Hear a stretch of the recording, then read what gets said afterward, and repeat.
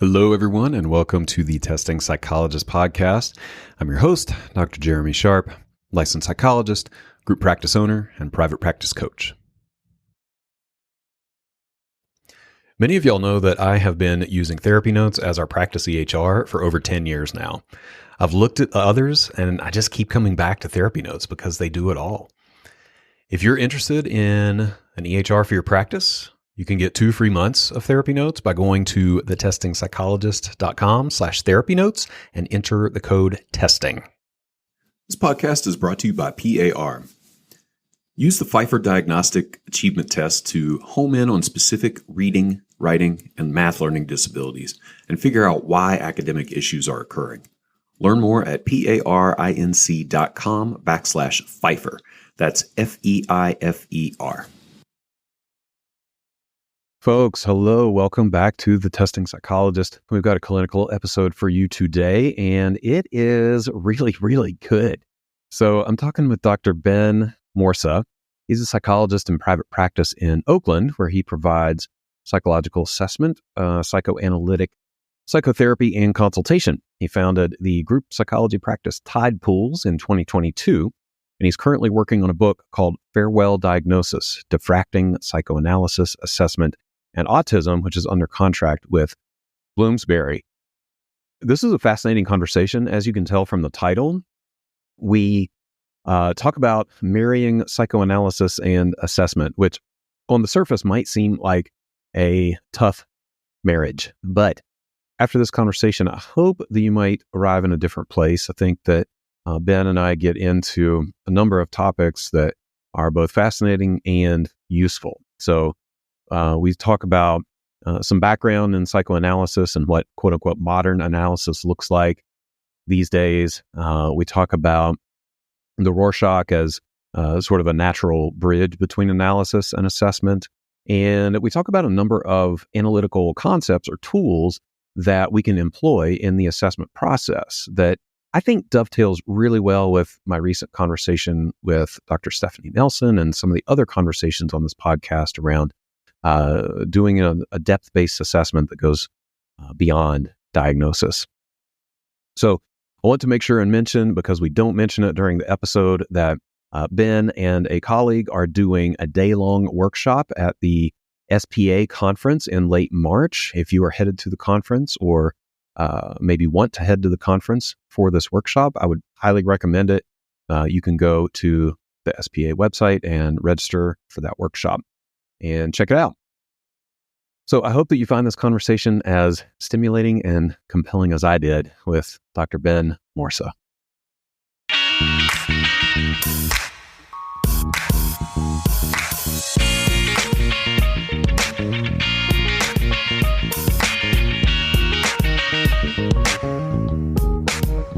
Ben, hey, welcome to the podcast. Thanks, Jeremy. Great to be here. Been a long time listener and eager to get into our conversation today. Hey, yeah, me too.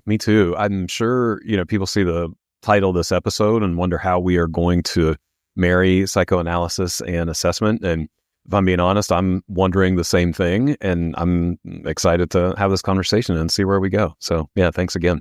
So I'll start with the question that I always start with, and that question is, why this? When we're talking about a podcast episode or even like how you spend your life and your energy, why choose to focus on this particular topic? Yeah, great question. So my undergrad, first half of it, I was at a school that was very STEM intensive. And so I did math, a lot of engineering, some pretty crunchy science. And there was a part of me that always really loved and enjoyed that. The second half of my undergrad experience was much more social science, humanities, philosophy. So I went in a very different direction, but ended up really loving both. And that all came back around when I went to graduate school. And my intention was to study psychoanalysis, to learn how to practice. And I did that by way of becoming a psychologist. So I chose a clinical psychology program that was psychoanalytic in orientation, which was definitely still present, but not as common as it was maybe 40, 50 years ago. in clinical psychology training programs. And so I showed up to my interview, and the person interviewing me was kind of like, well, clearly you're interested in psychoanalytic and psychodynamic work, but you are aware that this program has a significant emphasis on assessment, yes? And truth be told, I was aware, but I was really hoping we wouldn't get to that topic because I knew just did nothing about assessment. Uh-huh. And, I think I linked back to this experience of math and science and curious about quantitative stuff. And I must not have spoiled it too badly because, of course, I just up obtaining my doctorate there.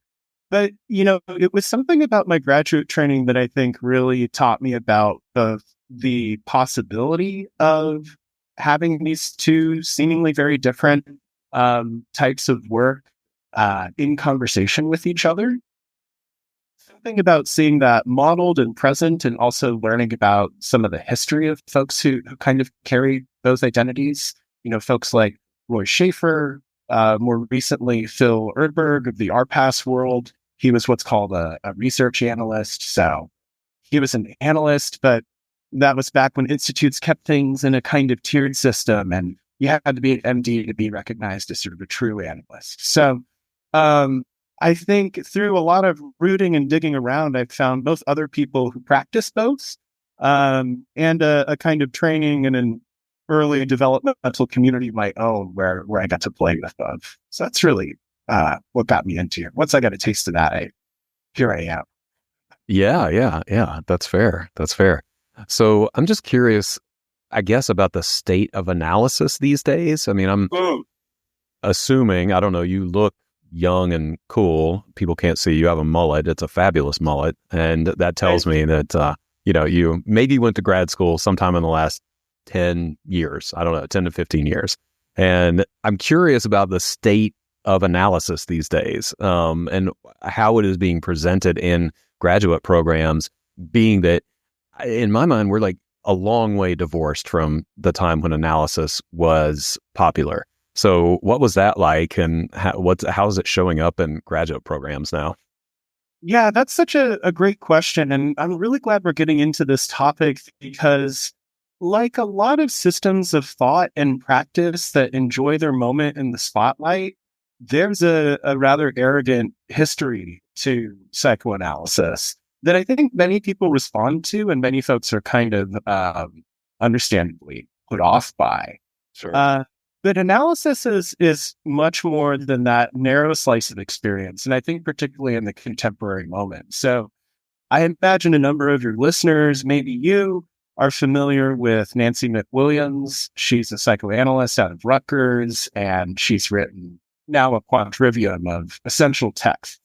I think psychoanalytic diagnosis, psychoanalytic psychotherapy, psychoanalytic case formulation, and she released one on supervision during COVID. And she's someone you can look at on YouTube and you can listen to her talk about, she's talking about analysis, but she doesn't draw a hard line between analysis and therapy, which already I think represents something new in analysis. We're much more flexible in how we think about it. But when you listen to McWilliams talk about it, it's everyday language. It's like talking to that really great supervisor you have, and you couldn't quite put your finger on why. It was just the gestalt. You learned a lot. You were well held. You took developmental risks. I'm idealizing a bit here, but I think it's appropriate. So I would credit Nancy McWilliams and her work really creating a translating bridge to psychoanalysis with any of us in kind of millennial generation or younger, finding an interest in it as a form of practice. But analysis is also really active in some of our most pressing human and political questions at this time. So there's a book called The People's History of Psychoanalysis by Dr. Daniel Gastambide that I think is a good representative text of what some of the younger folks, I guess we could say, are doing in analysis. Another really important effort that has come out in recent years, headed by Dr. Dorothy Holmes, the former director of my graduate program. She's directed for many years there, also an analyst. She's been leading a commission which has been looking into psychoanalytic institutes where a lot of analytic training happens and trying to understand the lack of representation and how to make formal analytic spaces more inclusive, be a good way to summarize it. So I could really go in a ton of different directions. Like these are my peers and my folks, and they're doing exciting things. But for the listeners here, I would say, if you haven't given the analytic world a look recently, consider dipping your toe in. You won't have to read Freud if you don't want to. I think that's all people want to hear, probably. Is it really just Freud? No, there's plenty more to look into. Yeah. Lots that sounds good. More to look into. Okay. And yeah, we'll put all those books and links in the show notes, as usual, so folks can go check those things out if they would like to. So I wonder if we start to bridge a little bit. I mean, to me, the perhaps obvious overlap of analysis and assessment is in something like the Rorschach.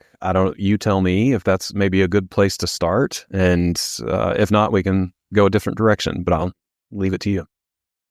I think the Rorschach is a great place to start, both because it's analytic in spirit and because it has had to negotiate some of the same changes, challenges, opportunities in a shifting profession of clinical psychology. So Rorschach himself, there's a really excellent translation of his original book that was just released, I think published by APA. Dr. Phil Urberg, a colleague here in the area, headed that project. It's really excellent because you see a person struggling with a tool like the Rorschach, which can be so ambiguous and expansive, struggling to bring some kind of structure, struggling to bring some kind of common language, way of interpreting, way of testing our hypotheses to this endeavor. And then, of course, Rorschach, the instrument, comes to the United States in the 20th century, and we've got all kinds of different ways of coding it and interpreting it. And this is where the Rorschach gets some of its reputation of being a bit too loose when it comes to psychometric armature. That, of course, changes when we get to Exner. He did a bunch of research. He brought some of the variables into the 20th century. But the most significant shift that I think listeners are likely familiar with would be the RPAS, which has really gone a long way towards testing and verifying these variables. So the Rorschach has this quantitative element, and that's essential because it's just the reality of how we communicate and look at each other's work in the Guild of Psychology. But there's still wiggle room for some of the close, ideographic, very personal, very aesthetic, and I think very alive dimensions that something like the Rorschach offers. Yeah. I like the way that you put that. And it's cool to have the history. I like that we're peppering in some history already. I just love having context and understanding where things come from. So I appreciate that. So you mentioned that there's maybe an example that we could talk about that would bring this to life a little bit. Would you be willing to share that? Sure. As it regards the Rorschach, I think a first way we could start to think about that would be, did you, as a child, or maybe now with children, ever play the game where you look up at clouds and you say, oh, that looks like, and you fill in the blank? Oh, sure. Yeah. Can I ask what's enjoyable about that game? I think that it's so variable that you get to see where everyone's imagination goes. You get to have some sense of how they, interpret ambiguous shapes and stimuli. It maybe gives some insight into mood or hopes or what they're excited about, something like that. And it's totally wide open. It can be whatever you want it to be. Yeah, it's this way to get to know people that leaves room for a surprise. Right. And I would think, or one way that I think about psychoanalytic work is a way of approaching our work that leaves room for the patient to surprise us. Mm-hmm. Clouds, of course, you could point at a cloud and you could say, that looks like this. And a group of people might look at it and say, well, I really don't see that. So it's not a anything goes kind of structure, but it is ambiguous enough that we can try to make some meaning. And that is how Rorschach designed the original 10 ink blots. His father was a draftsman, and he wanted to create forms, human, organic, animal, these types of things that were suggestive, but not so explicit that there was a so-called right answer. So I often think of the Rorschach, or I often use this example of watching clouds, because it's a familiar enough example to most that it usually gets us into a conversation. And it's a way of helping, for example, parents think about not only this tool that I'm saying, hey, I'd like to include in part of my work assessing your child, but also the process of assessment itself.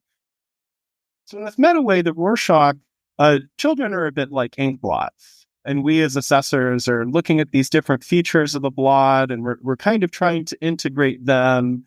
And there are certainly some answers that are much less supported and maybe much more concerning. But there are also many different types of answers that can be useful and helpful, that can activate the types of things you're talking about. Like, I'm getting to know this person. I see what their imagination is like. I might even get a flavor of how they're feeling today, or how they organize people in their life. I like that. Yeah. I didn't know where you were going with this cloud example, but that totally fits. Yeah. I mean, we are in many ways going through a similar process as we assess kids and try to see what's going on with them. Yeah. Kids are pretty ambiguous sometimes. And so is our life, and our life to children who are in the process of development of systems and structures that they'll use to organize their experience. So a loud classroom with lots of moving pieces, with different types of social dynamics, with just physical movement happening in a lot of different directions. A lot of that is ambiguous, but it's not random, right? There's some structure in there. And so when we're thinking about a child who's becoming overwhelmed in unstructured class time, we're engaging in some of this Rorschach-like exploration, I think, of trying to get a sense of how they are navigating something that's ambiguous, but not random. And that's really part of why the Rorschach has this second phase, where our job is to understand not only what they saw, but why they saw it that way. Right. And I think part of what we look at is their their process of explaining, well, this is why the cloud looks like a duck. This is why the blot looks this way. Or this is what I thought was going on in class when I got overwhelmed and I started shouting. Right. Yeah, as you describe it, I see a lot of parallels between this and the Montessori model in particular, where I don't know how much you know about Montessori, but I think of it as, it's like a rigid box, but then whatever happens within that box is pretty open, and it is like these classroom materials that are just laid out, and the kids get to choose whatever they'd like and work in whatever way they'd like for however long they'd like. And that's really cool. And now I'm seeing the Rorschach everywhere. Seeing projectives everywhere. Yes. Okay, good. Then this is what I'm going for here. Because one of the things that's difficult about talking about psychoanalysis is there are a couple of schools of thought. There's analysis that is about knowing, which is like, this is how the unconscious works, and I'm going to make these interpretations. And the analyst reveals to the patient some truth that they were fighting not to know. There's also analysis that is about being. Like, how do we support their capacity to be in everyday life? And being, when we start to see that as our goal, we're getting closer to what I think you're saying when you talk about the box. Like jargon speak, we might call that the container. Sure. And the containers literal things like, yeah, I'm going to meet you for 50 minutes. There's a fee for my session. There are certain boundaries in our relationship that we do not cross. That being established, now there's a whole lot of room to see what comes up and to see what a person makes of that experience. Right, right. So I'm going to go completely off script and maybe ask an irrelevant question, but I do that sometimes and we'll see where it goes. What are your thoughts on the show Shrinking, if you've seen it? Whoa. Can you jog my memory about it? Because it's ringing a bell, but I'm not sure I have. Okay. So the general premise, it kind of revolves around this group of, I think, 3 psychologists who are in practice together. And one of them is very prone to, well, going wildly off script. The container is a little diffuse, where he's meeting clients in public. One of his clients ends up living with him. If you haven't, that's okay. We don't have to go down this path. But I'm just, was going to talk a little bit about the interplay there of, the container and if it's a little bit wobbly and what happens there. But Sure. So, folks will often ask me, have I seen this? Right. And there's the literal question, have I seen it?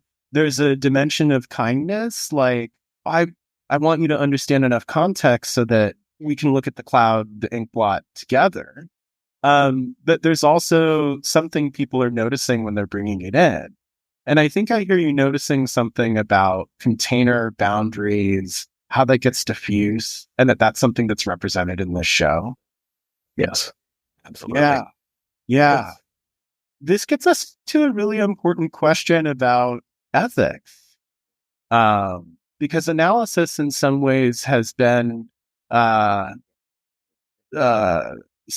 might be a good way to describe it.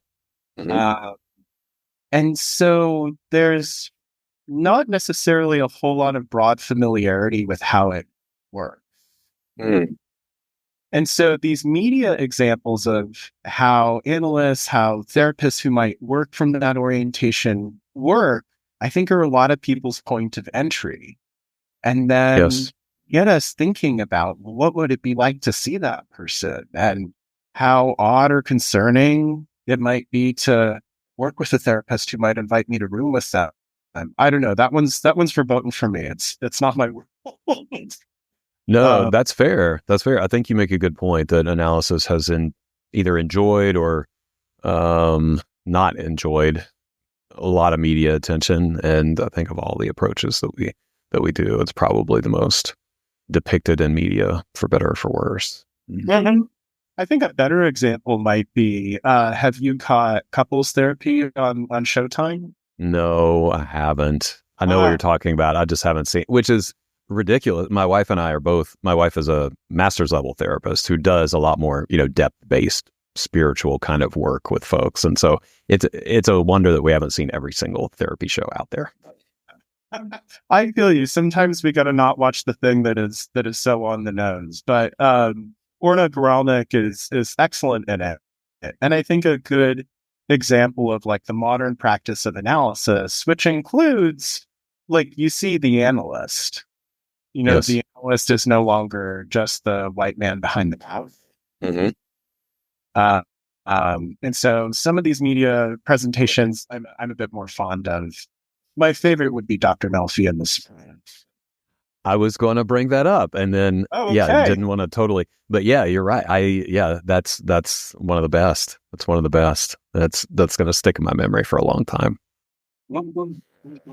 So I think we're going down a good path here, where we can start to talk about the actual application of some of these, some of these analytical tools to assessment. But I would love to, dig a little bit deeper into these actual tools to kind of set the stage before we totally make that leap into the assessment world. So you mentioned the container, but I know there are many others that could be relevant in our work. And I would love to just hear about some of these, concepts, tools, again, to provide some context for our discussion here. Oh, certainly. So one of them I think about, and I imagine folks with therapy experience, whether present during their training, might be familiar with the phrase, the slower you go, the faster you get there. Yes.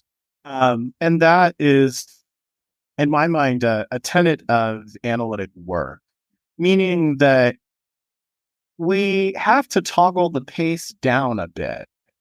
We have to get a little more Montessori about it. We have to try to remove some of the ways we typically structure things so that we can learn something new, right? And a place that I think this comes up very directly in assessment and in assessment practice is nowadays, I would say most kids I assess have already been assessed probably multiple times. And your experience too. Some of that is I don't assess in like the 3 to 6 range as much as I did in my training and early careers. So, you're seeing teens like they've been assessed before. We refresh the data. That's pretty typical. But reassessment sometimes looks like hopping between lots of different diagnoses. Like I went this place for the ADHD assessment, and then I followed on over here for the autism assessment, but I wasn't really so sure, what about this other thing? And so as an assessor, I might be looking at 3, 4, 5 different reports. They can all be great reports. They can give depthful, data-based insight into a part of this child. But when we scale back to look at the whole system, we might be noticing something like a process of intensification, positive feedback, where on the surface, we're talking about assessments and figuring things out. But underneath, there's some kind of fear, some kind of reactivity, some kind of acceleration that is also part of this process of getting multiple assessments and sort of layering them on. And in some cases, that can be a bit more concerning than others, because sometimes when you're looking at lots of different parts of the elephant, you might be missing a rather important elephant. I know I'm getting a little wordy with my symbols. But so the first piece I would think about is this sense of slowing down, particularly when we're looking at multiple assessments. It doesn't mean disregarding them at all. It means adding to them by wondering, what else is happening in the context and the ecology of this child and this family? Does any of that help me understand the history and the journey of assessment that they've had so far? Yeah, that's fair. So you're talking about asking kind of big picture questions, or even just observing and taking in the environment, the context, family dynamics, everything that's gone into this kid's history up to that point, and kind of putting the current assessment in context with all those factors. Is that fair? Absolutely. And I might add to that, Stephanie Elson uses this phrase, the secret question. Yes. And I'm very fond of that idea for 2 reasons. One, it's a question, and questions are so helpful in our process. But 2, it's a secret. And I think that implies it might even be a secret to the family themselves. Sure. So part of what we're trying to do is we're trying to create a space where we can support people to put into words what the analyst Christopher Bullis calls the unthought no. So this feeling, this fear that you might carry around as a parent about your child that is partially explained by diagnosis, but there's more residue there. There's more depth, there's more feeling that you're holding on to. But you couldn't put it into a question to an assessor because it's just that deep, or it just hasn't had that process to come into words yet. And I think that's a very important space and opportunity for us as assessors, and one that you need not be an analyst to have skills to go into.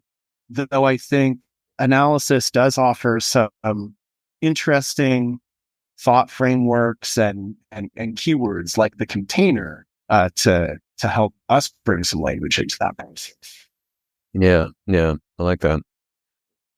I like to get concrete with things. So what does this look like in the the assessment process? Are you literally asking, like it was running through my mind, what if I just ask parents their deepest fear as they come into the evaluation? Maybe that's a little too intense, but that I tend to live in extremes. So I'd love to hear how you tackle that.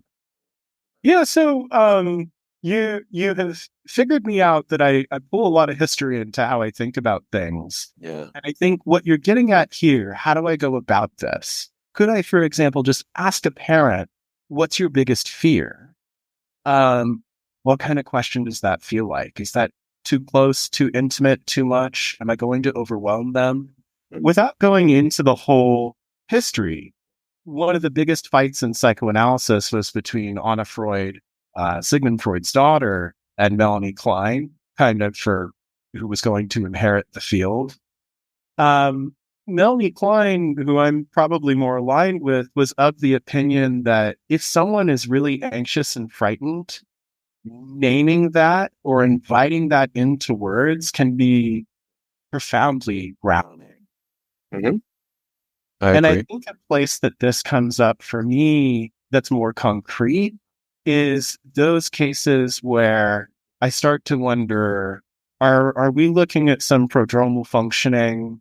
Are we looking at the possibility of some incipient psychosis in an adolescent? Because that's a very low base rate thing, right? We're usually not reaching for that as our first interpretation of the data in front of us. There are a lot of other higher base rate things we want to evaluate first. And yet, most folks going for an assessment don't understand what psychotic process is. Wouldn't imagine to look and how that might be showing up in a child's development, and wouldn't necessarily have a place to go to get that assessment question answered. Right?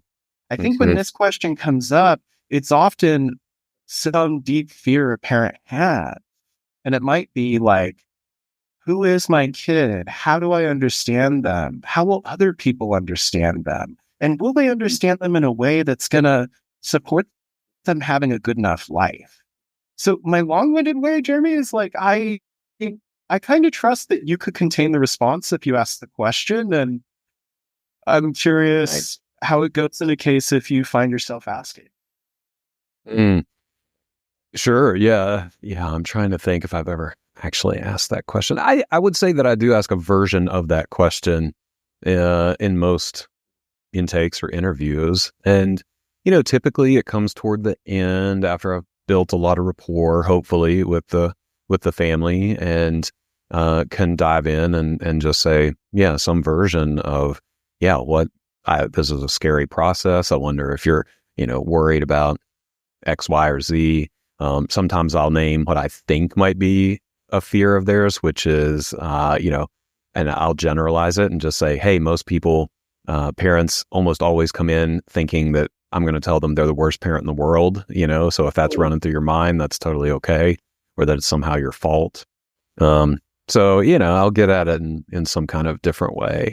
And then typically, I would say way more often than not, parents will breathe a little bit and acknowledge that is part of the picture for them. And then we're kind of aligned and it's out in the open. Yeah. And I hear that that's a process for you, that it's not the first thing you're going to ask.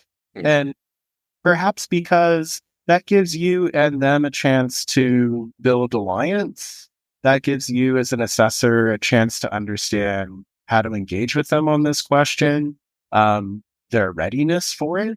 And I don't mean readiness like, are they strong enough or good enough as parents? I just mean in some stages in life, we might have so much happening and it's so overwhelming that getting to that sort of level 3 question, to use a TCA term, might not be a first session endeavor. And another thing I think I hear you doing that I could build some analytic bridge to is diffusing the punitive superego. Ooh, what's that? You speak to a parent's unconscious fantasy that you were there to punish them. That we're going to identify with the superego they kind of project. Projection's not so bad in modern psychoanalysis. It's how we communicate. But you're sensitive to that being a parental experience. Maybe it's something you can identify with. Maybe you've just worked with so many parents, like I know, that that's one of the hard parts of being a parent is you're so in it. You want to know that you're doing it well. And it's very vulnerable to go to an assessment, for example, and get some information. So I hear you kind of naming the possibility of that projection and just diffusing it, turning the heat down on that. And that, I guess, or I would imagine in many cases, gives you more room and emotional safety to get to those deep fears. That's the hope. That's the hope. Yeah, well, Great. That's what we got is hope and reflection, right? Yeah, it's true. Okay, nice. So I like that. So we're slowing the process down. What other tools are out there that we might pull from the analytic world? Sure. So another that I would think about is attending to negative space. And by negative space, I mean, I'm using this in the artistic sense. So because we all took the EPPP, and I feel pretty certain this was in a study guide somewhere. You remember those Gestalt images? Like, is it two people kissing or is it a vase? Of course. Yeah, of course, that's playing on this idea of positive and negative space, foreground and background. And in psychoanalysis or a psychoanalytic approach, we're doing work to make sure that we're thinking about the negative space. Because it's so easy to get caught up in the foreground.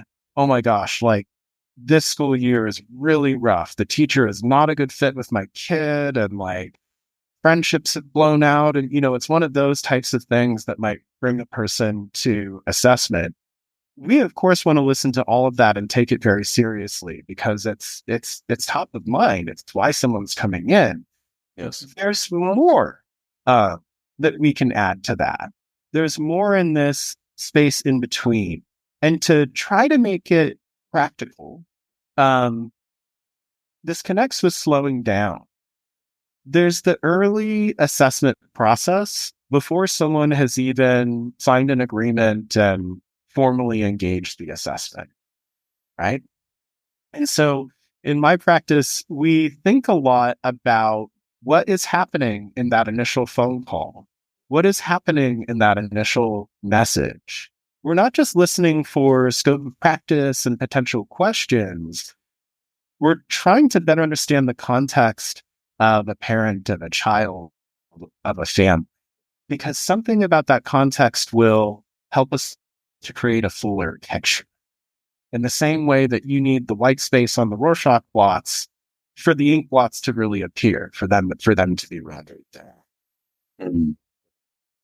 I like this. And so how does that show up? Again, just kind of bringing it to life. Can you give me examples of what that looks like figuratively when we're paying attention to the negative space even in the phone call or even in the interview or during the assessment process? Let's take a break to hear from a featured partner.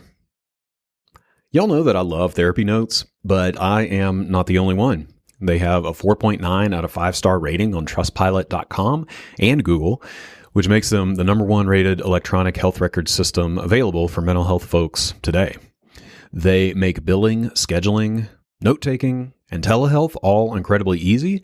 They also offer custom forms that you can send through the portal. For all the prescribers out there, Therapy Notes is proudly offering e-prescribe as well. And maybe the most important thing for me is that they have live telephone support 7 days a week, so you can actually talk to a real person in a timely manner. If you're trying to switch from another EHR, the transition is incredibly easy. They'll import your demographic data free of charge, so you can get going right away. So if you're curious, or you want to switch, or you need a new EHR, try Therapy Notes for 2 months, absolutely free. You can go to thetestingpsychologist.com/therapy notes and enter the code TESTING. Again, totally free, no strings attached. Check it out and see why everyone is switching to Therapy Notes. Let's take a break to hear from our featured partner. As psychologists, we know that the more people we can reach, the more we can help. To do this, we need assessment tools that allow us to assist a more diverse population. PAR is helping by making some of their most popular Spanish language tests available online through PAR iConnect, giving you more flexibility in serving your clients. Learn more at parinc.com/Spanish-language-products. All right, let's get back to the podcast. Sure. So, this is one I think about because it's one I'm vulnerable to falling into. I call it the 3-minute voicemail or the multiple voicemail. Where you get a voicemail and it runs out the time on your voicemail, and then you get another voicemail after that. This raises a lot of questions for, okay, what is happening here? Sure. Yeah, what can I already begin to get curious about? And I might pull for some other information too, like how am I feeling when I listen to this? Because for me, I've noticed that a countertransferential process I really need to pay attention to is if I listen to a voicemail and I have the immediate urge to call the person back, even in some totally unrealistic way, like I've got a session in 10 minutes, that's not enough time. But if I feel that urge, if I start to imagine like I'm coming to the rescue, but I have no idea what that would be or what it looks like, this helps me to think about this case in a different way. For example, this might not be the kind of case where I ask the parent, what's your greatest fear about your child? Because they may be in a state of too much happening in the system, too much flux and flow for that question to be helpful. It might just be overwhelming and disorganizing.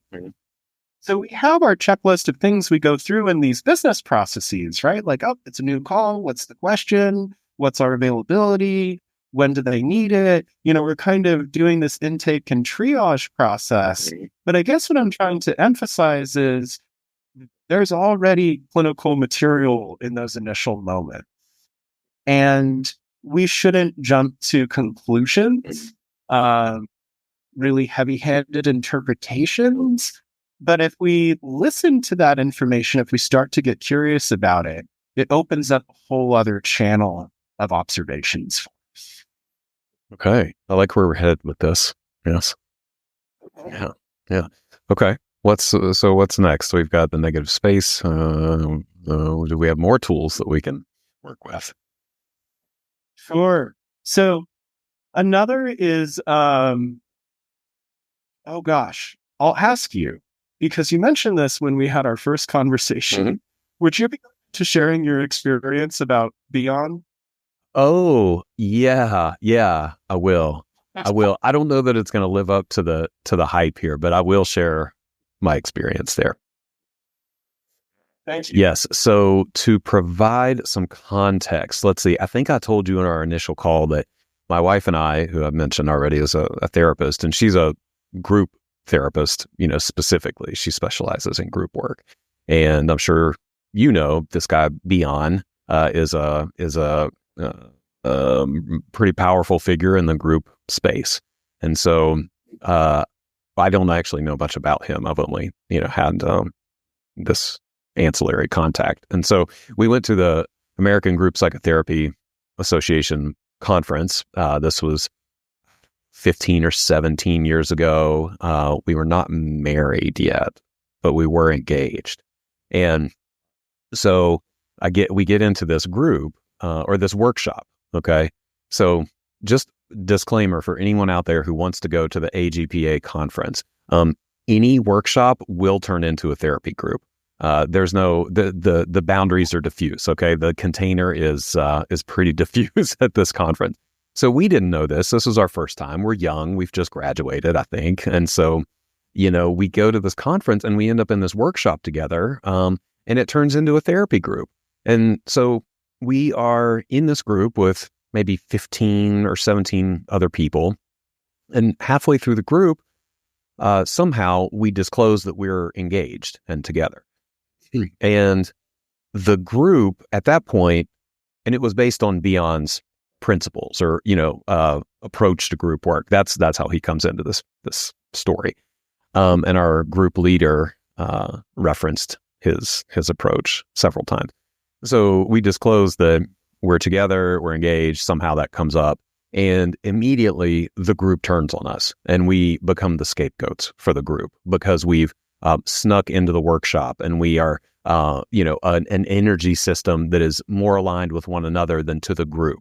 And people like went nuts. We were just sort of like deer in the headlights, like what the hell is happening right now? And why aren't we learning about the thing we wanted to learn about? Why are we, So anyway, that's the story. And it ended up pretty poorly. We basically ran out of that conference and we've never gone back. So that's my experience and my brush with Beyond and his group. Yeah. Well, thanks for being open to share that, because I'm guessing you haven't picked up any Beyond since. I think when we got back home, I think I did dig into it a little bit and read through some of the, the theory and the work, but it's been a long time. Okay. I think I wonder how many of these types of experiences listeners have had in some kind of relationship with psychoanalysis. Yeah. And the experiences, because I'm familiar with his work, I imagine where they're going is you and your then fiance, you were a kind of primal scene. You were like the parents in the Oedipal scenario. You represent some kind of knowledge or alliance that they're necessarily excluded from. And then all manner of primary process breaks loose. That's great. Yeah, that's probably what happened. It makes me curious about the container in this experience of yours, because, your face says it all. Because if there's a container, we can go into that. We can kind of fall apart. We can see just how charged and powerful feelings can be in groups. And then it's the other part of Beyond, as he uses this word metabolize. The analyst, the parent, the assessor, part of what we have to do is take in what the patient or the group or whoever, the child, whoever we're working with is throwing at us, and kind of digest it a bit and sort of give it back to them and that they can take in. That makes sense. I like that word. And I think we do that quite a bit. Yes. Yeah, I think a lot of it is naming stuff that is probably already part of people's practice. There just isn't an analytic jargon attached to it, and there need not be. Yes. Yeah. So I brought in that piece about Beyond because he has this phrase where he says every session should begin without memory or desire. And of course, he's talking about analytic or therapy sessions. And on the one hand, that sounds reckless, might be a reaction would have, because it's what do you mean without memory and desire? I'm supposed to be tracking the course of treatment, and if I don't desire to help this person in some way, well then why am I here? Right. But he's offering it not in such a literal way, but as a kind of meditation to say, can you start to notice the frameworks that you bring into a space? That the heuristics that you use to understand what is happening in front of you. And is there a way to set them aside a bit so that this person can reveal themselves to you, so that they can show themselves to you? I think a kind of on the ground example would be like a classroom observation. Okay. So do you use a structured form for your classroom observation?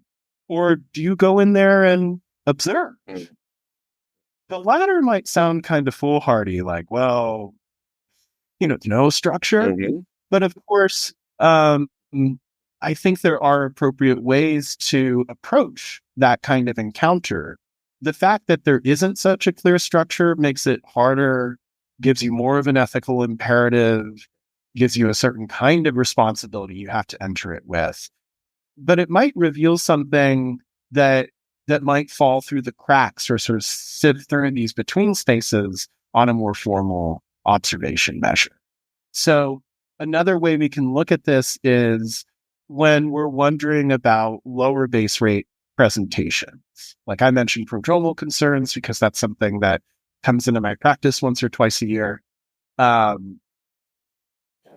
If we go in and we're using our high base rate conditions and explanations as our default, we're more likely to miss those lower base rate possibilities. And so a more concrete application of this in the assessment world would be something like, hey, also keep the low base rate things in mind. Don't put them because base rates have a certain truth to them, but just sort of add or notice ways that in the busyness of life, we might be filtering important information out. Gotcha. Would this also apply to confirmation bias at all and how that comes into our work? Yeah. Tell me about the link you're making. Well, I'm making this leap of, we suspend these initial expectations and we try to come in, like you said, without memory or desire. And to me, that just seems like a natural antidote to confirmation bias, where we're entering an assessment just based on, let's say the parent says that they're coming for an ADHD assessment. Well, it's really hard to not go into the testing thinking I'm ruling out everything but ADHD, or, I'm ruling in ADHD or whatever, like we're kind of confirming that initial theory. Whereas if we come in with a little bit more of a blank slate, so to speak, then it helps combat. Yes. Yeah. I think the idea of confirmation bias, and I know cognitive biases is a returning topic on this podcast. It's a sets of episodes I always drop into. I do think you're making an important and accurate link there. So this phrase that could sound kind of foolhardy, arrogant analyst actually has a close relationship with a scientific process of observation. Great. I'll take that. I'll take that. Yeah. Now you bring up, I'm not sure if, it's exactly what we're talking about here, but you bring up the topic of autism and how this may fit in with some of these ideas. And I definitely want to talk about that because I feel like it's a fraught topic right now in an area that a lot of us struggle with. So what are you thinking in that regard? Yeah. I can go in so many directions here, so I'll rely on you to help keep our conversation tethered, because this is the focus of the book that I'm working on, which will be titled Farewell Diagnosis, and it's under contract with Bloomsbury. Yeah, so what happens when I say the title? What comes up for you? Oh gosh, I was like 75% thrilled at this idea and 25% what's going to happen to my life without diagnosis. Yeah, like I said, Ben, I live in extremes. I am who I am. But yeah, that's what happened. I was mainly excited about this. I love the topic, or I love the title. Okay. So looking at negative space, looking at the quieter sound, looking at the smaller proportion, could you tell me about the 25%?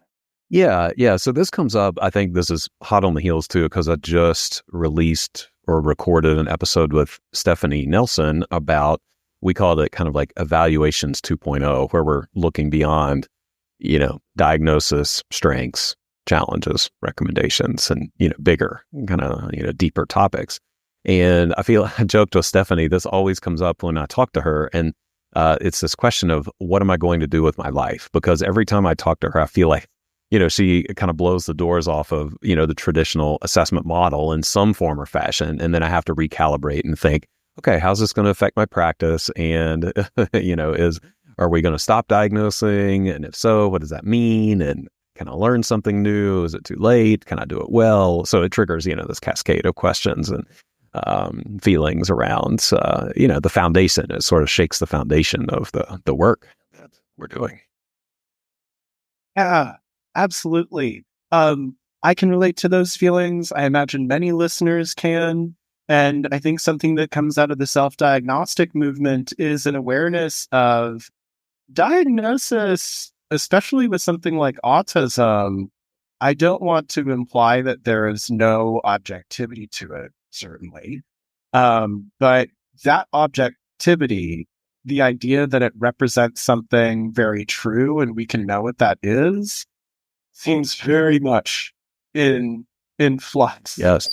So, and I think for a couple of reasons, because I'm going to talk about 2 points of history. Right. One's related to identity, one's related to assessment. So I'm a queer man, and I've worked with queer folks and trans folks all of my training and career, et cetera. And so I'm very familiar with the history of how our identities became diagnosed. Yes. Right? So homosexuality was removed from the DSM, and it's no coincidence that it was replaced with gender identity disorder.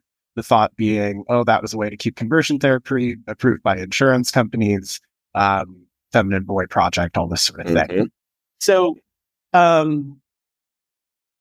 makes me, I think, sensitive to some of what's happening almost in a mirrored way, where it isn't the identity becomes a diagnosis per se. It's that the diagnosis is now becoming more of an identity. Yes. And then this leaves us in a really interesting place as assessors, because like we used to hold that symbol. Like that was our symbol. It was our job. It was our license. It was our responsibility. I'm saying was like it's past tense. It's not. This is still very present and real. Yeah. Right. And so there's a way that our identity is kind of wrapped up in it too. And so when we're meeting with someone who might be self-diagnosing or in a process of self-exploration, it seems like everyone at the table has some deep personal investment in it, beyond just doing their job, right? So another piece of history that I keep in mind when I'm having feelings like the 25% you mentioned, oh my gosh, will I have a job? Is there's a book called The Assessment of Men, and documentation of this team of psychologists that was gathered to create the assessment process for the then Office of Special Services, now the CIA. Yes. Right? So they're kind of looking at like, how do we create a battery to see who's going to be a good spy? Nevitt Sanford, who's the founder of the Wright Institute, a place probably many listeners know, large alumni base there, was one such psychologist. So he's listed in the name of people. If you look at the names, it's a lot of really big names in psychology. You might have known from your licensing exam or because they're part of your tradition. I used to assign the first chapter of this when I would teach assessment, because even though it's written, almost 100 years ago, they're dealing with the same questions, problems, dilemmas.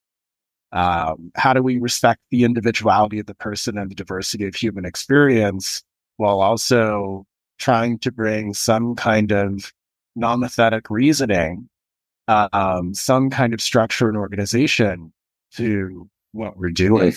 So, those things I think are all very alive, and we have a pretty deep emotional connection to them beyond just like, what is the research saying? What's the truth? Sure. There's a lot to unpack here. There's a lot to unpack. The point that you make, I just want to go back to that. The point that you make about sort of the diagnosis becoming the identity, and then that, taking some quote unquote power out of clinicians' hands and that being threatening, really resonates. I don't know exactly where to go with that, but I'm just recognizing, that kind of stirs something, and I think that's important. And I would imagine a lot of folks feel similarly, a lot of clinicians. And I'm just imagining too, you may know more than I do or have thought about this in a deeper way, but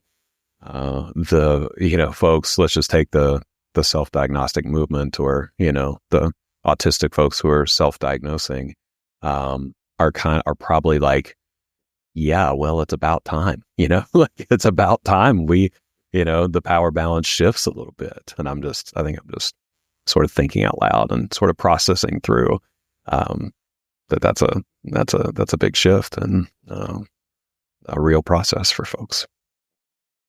Yeah. And I think, the it's about time thing um, calls to mind the decades of history and activism around this, right? So Judy Singer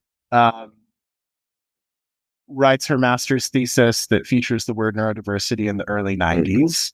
Of course, there was a movement around that she also acknowledges at that point.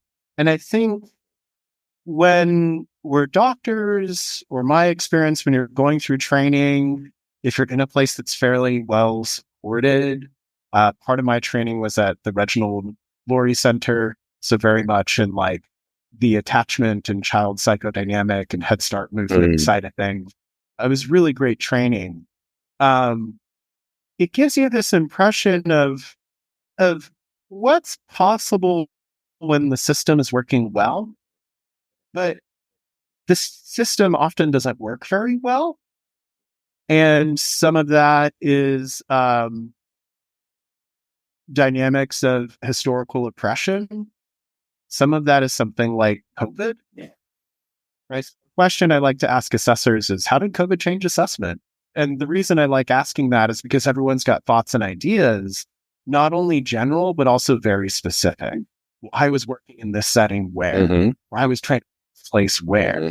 And thinking about that specificity, I think helps us to appreciate both what folks in the self-diagnostic movement, I think, are calling the field to think about, but also some of our own response.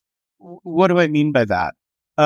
If you can appreciate how hard it is to obtain a comprehensive assessment in this country, then I think you can appreciate how valuable a process of self and community exploration for a person struggling to access assessment might be. I'll flip it a little bit, and I'll join you in some of the vulnerability, or some of the ways that I get kind of doctor feels, I guess I'll call them. You know, my shoulders come up and I'm kind of irritated and I'm sort of agitated about the issue. This tends to happen when something else is also happening. What do I mean by that? An assessment comes in and the question is, well, is it autism, or we think it's autism? And I might be noticing significant trauma, a major medical event, a terminal illness and a primary attachment figure, an affair or infidelity between partners that does not seem to have been reckoned with or processed. When those things are in the picture, I sometimes worry that diagnosis gets so loaded with hopes, fears, and desires that we'll miss these other things that I, as an assessor, see as important. And it took me a long time to get to this position, because I think it can sound like saying, in the extreme, I'll join you in some extremes. In the extreme, it could sound like saying, it can't be, you can't be autistic because you had trauma, or you can't be autistic because there's emotional over-involvement in the family system. And that's not at all what I'm saying.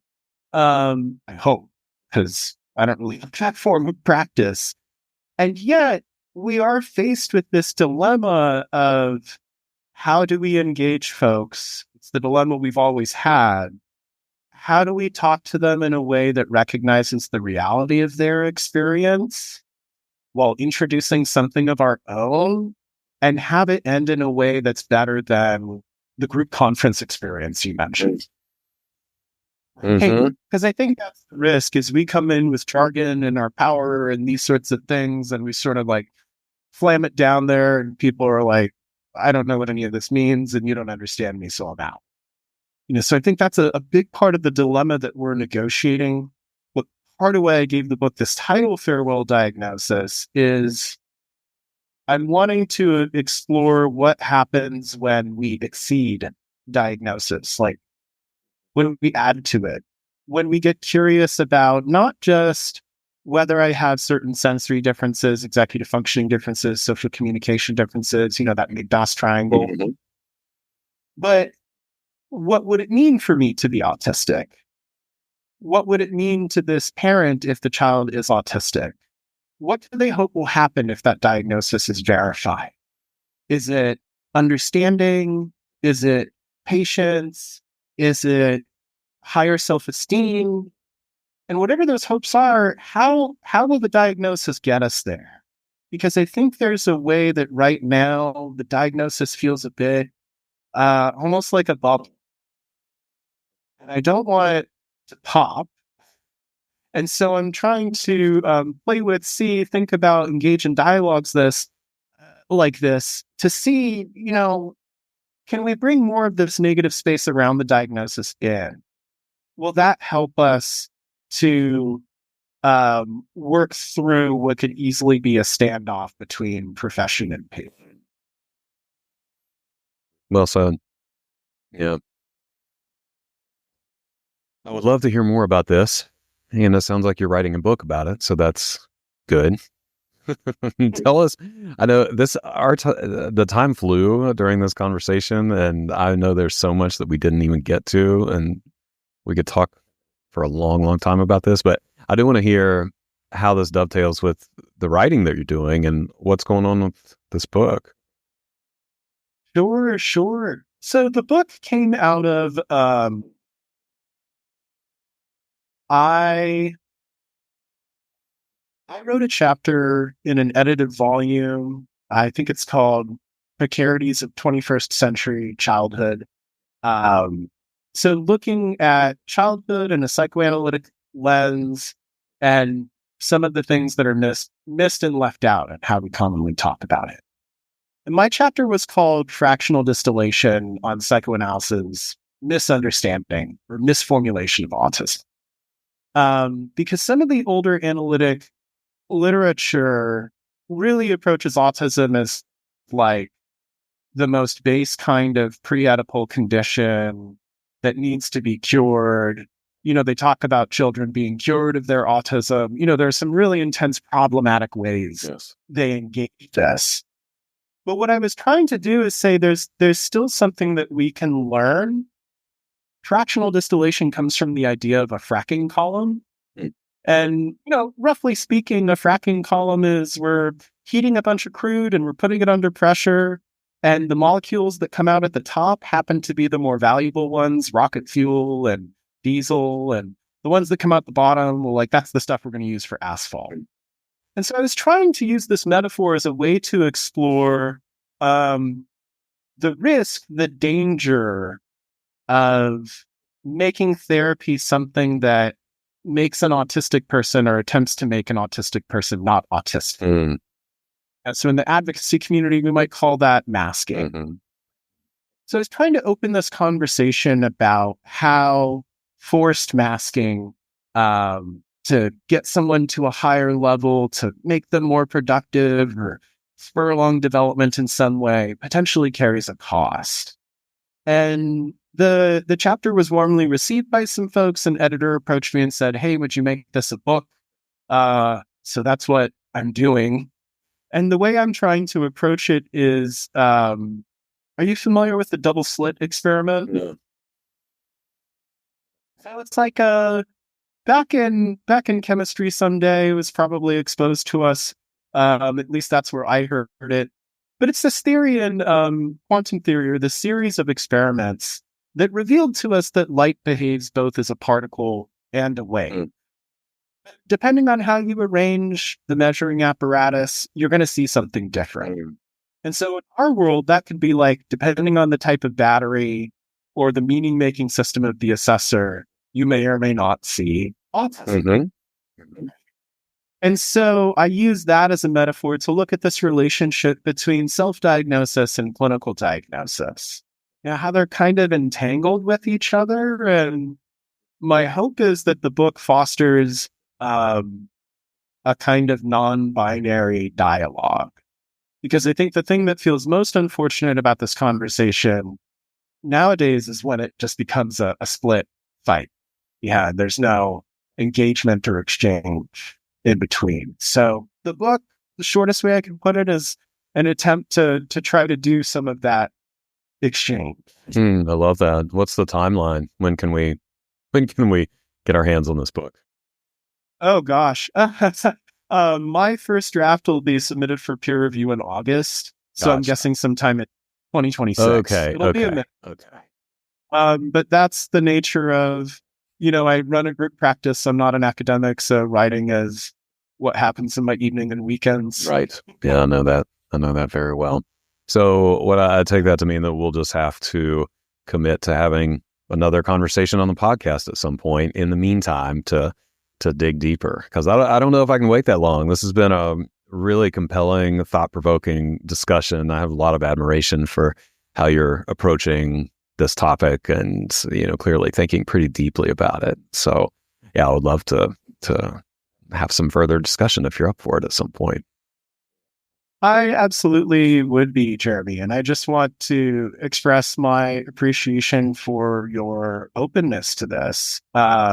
Being a someone who works psychoanalytically and someone who's also an assessor can feel like a very split experience, because assessment space doesn't often encounter psychoanalysis, and psychoanalytic space doesn't often encounter assessment. So being able to engage in this kind of dialogue about it with a colleague is, both rewarding in its own right and its own kind of corrective experience. Mm-hmm.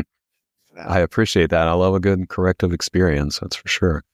Well, and I will say this, maybe to tie it up a little bit, that, and I hope this, I don't mean this in any sort of minimizing kind of way, but the concepts that you're talking about feel familiar. The language and the terminology may be different as it is. I think in many of our theoretical orientations, we're kind of talking about similar concepts and just calling them different things. So the terminology is not quite as familiar, but the ideas do feel familiar. And that is comforting, that, it's not as scary or as foreign as I might have thought when we started this conversation, that many of these concepts and ideas, we can easily bring these things into assessment, and there's not as much distance as it seems on the surface. Yeah. Well, I'm glad we could do some work to closing that distance, because I'll link back to McWilliams. It's one of the things I really look up to in her capacity to write about really rigorous theory in these ways that people read and go, oh, I kind of already had that in the back of my mind. I needed to be in a good conversation to really appreciate it. I like that. Well, thank you again. And hopefully our paths will cross again before too long. That sounds good, Jeremy. All right, y'all. Thank you so much for tuning into this episode. Always grateful to have you here. I hope that you take away some information that you can implement in your practice and in your life.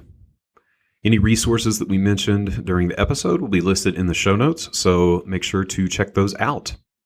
If you like what you hear on the podcast, I would be so grateful if you left a review on iTunes or Spotify or wherever you listen to your podcasts. And if you're a practice owner or aspiring practice owner, I'd invite you to check out the Testing Psychologist mastermind groups.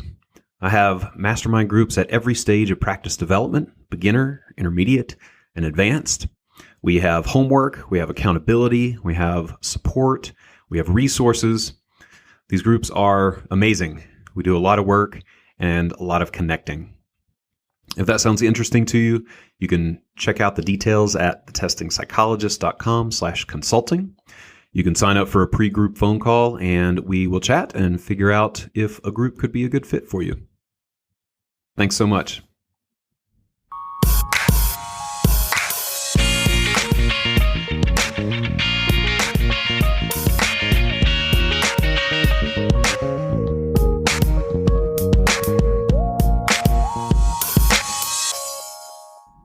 The information contained in this podcast and on the Testing Psychologist website are intended for informational and educational purposes only.